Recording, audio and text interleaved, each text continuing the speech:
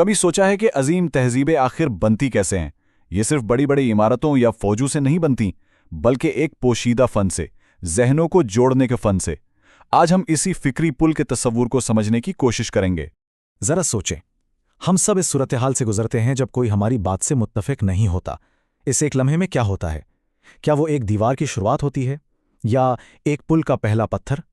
یہی وہ سوال ہے جو آج کے ہمارے سفر کی بنیاد ہے۔ تو چلیں اس تصور کی تہہ تک پہنچتے ہیں۔ سب سے پہلا قدم، آخر یہ فکری پل ہے کیا چیز؟ کیا یہ صرف ایک خوبصورت سا خیال ہے یا واقعی میں ترقی کا کوئی ٹھوس نقشہ؟ بہت ہی سادہ لفظوں میں فکری پل مختلف خیالات اور تجربات کے درمیان ایک رابطے کا نام ہے۔ لیکن یہ کوئی کمزور سا دھاگا نہیں ہے، بلکہ علم، گہری سمجھ اور سب سے بڑھ کر بامعنی گفتگو سے بنا ایک مضبوط راستہ ہے۔ سمجھیں کہ یہ خیالات کا ایک ہائی وے ہے۔ یہ تصویر میرے خیال میں سب کچھ بیان کر رہی ہے۔ دیکھیں، ایک طرف پلوں سے جڑی ایک روشن اور متحرک دنیا ہے، اور دوسری طرف دیواروں میں قید ایک بے رنگ، بالکل ساکت معاشرہ۔ ایک راستہ سیدھا آگے کی طرف جاتا ہے، دوسرا ہمیں ماضی میں ہی قید کر دیتا ہے۔ تو سوال یہ ہے کہ ہم نے چننا کون سا راستہ ہے؟ اور یہ سب صرف باتیں یا نظریات نہیں ہیں، تاریخ خود اس کی گواہ ہے۔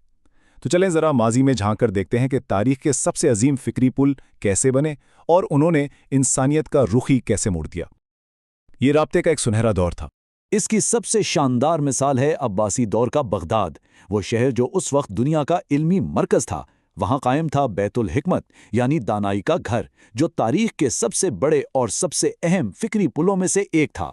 ذرا علم کے سفر کو دیکھیں، یہ ایک دریا کی طرح بہہ رہا ہے۔ قدیم یونان، فارس اور ہندوستان کا سارا علم بغداد میں آ کر اکٹھا ہوتا ہے۔ پھر بیت الحکمت میں اسے عربی کا لباس پہنایا جاتا ہے، اور اسی بنیاد پر الخوارزمی جیسے عظیم ذہن الجبرا کی پوری عمارت کھڑی کرتے ہیں۔ اور پھر یہی علم کا دریا صدیوں کا سفر طے کر کے یورپ پہنچتا ہے اور وہاں ایک سائنسی انقلاب کو جنم دیتا ہے۔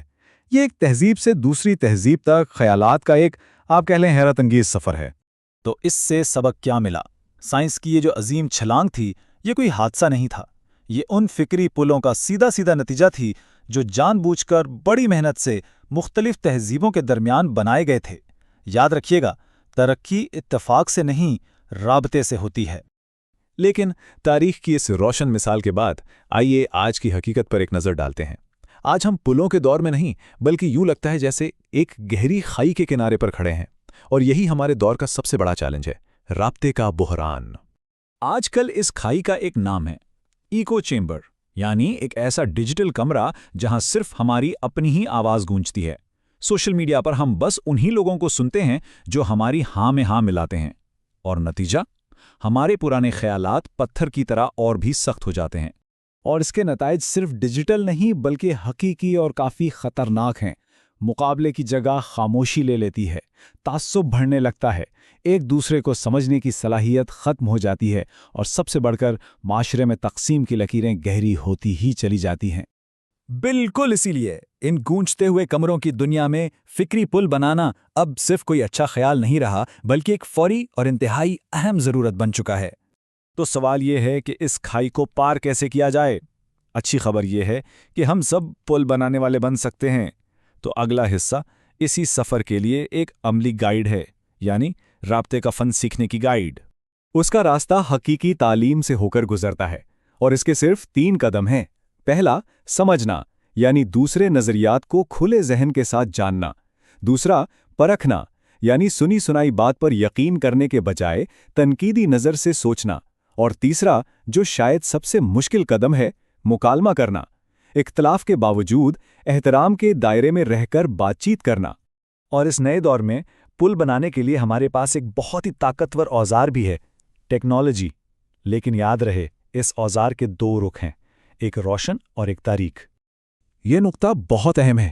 ایک طرف تو ٹیکنالوجی نے پوری دنیا کا علم ہماری انگلیوں پر رکھ دیا ہے، یہ ایک زبردست موقع ہے۔ لیکن دوسری طرف یہی ٹیکنالوجی ایک خطرناک ہتھیار بھی بن سکتی ہے۔ اگر ہمارے پاس تنقیدی سوچ اور برداشت کی ڈھال نہ ہو تو علم کا یہ سمندر ہمیں فائدہ پہنچانے کے بجائے ڈبو بھی سکتا ہے۔ اور شاید یہی تعلیم کا اصل امتحان اور حقیقی مقصد ہے۔ اس کا کام صرف دماغ میں معلومات بھرنا نہیں، بلکہ ذہنوں کے درمیان پل بنانے کا ہنر سکھانا ہے۔ تو ان ساری باتوں کے بعد ہم ایک آخری سوال پر آتے ہیں۔ آخر ذہنوں کو جوڑنے کا یہ سفر ہم سب کے لیے ذاتی اور اجتماعی طور پر اتنا اہم کیوں ہے؟ شاید اس ساری گفتگو کا نچوڑ اس ایک جملے میں موجود ہے۔ وہی معاشرہ حقیقی ترقی کر سکتا ہے جہاں اختلاف کے باوجود مکالمہ زندہ رہے اور علم کے دروازے ہمیشہ ہر ایک کے لیے کھلے رہیں۔ تو یہ سارا تجزیہ ہمیں ایک آخری اور شاید سب سے اہم سوال پر چھوڑ جاتا ہے، ایک ایسا سوال جو ہم میں سے ہر ایک کے لیے ہے کہ آج ہم اپنا پہلا فکری پل کیسے اور کس کے ساتھ بنائیں گے؟